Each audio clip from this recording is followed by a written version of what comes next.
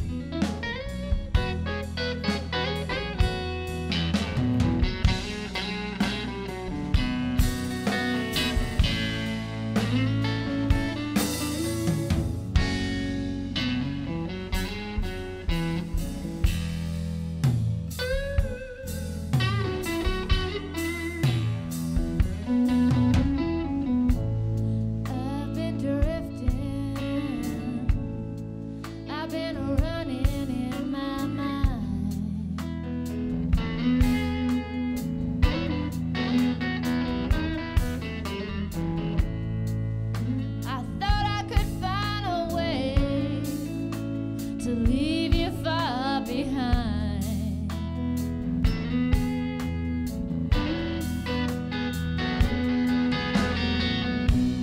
There's so much to this love that I don't know. I still got a long, long way to go. So this is what the soil looks like after broad forking.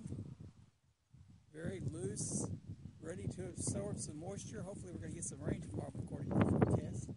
And this is what it looked like before broad forking. Now we planted, this area right here was black-eyed peas last year, and you can see that it's been fallow and not doing anything since the fall when we harvested. And this is broke up and ready to go. I really like using that broad fork. It's way easier than when I used to use pitchforks to turn the soil over, or shovels. And this is doubled, so I went back and forth this way, all the way across, and then I went back and forth this way. And the second pass was so much easier than the first pass. You wouldn't believe, and the first pass was easy because this has already been plowed soil. So this is a really great tool. It took me 40 minutes to do this patch right here, and for perspective, there's a pallet over there.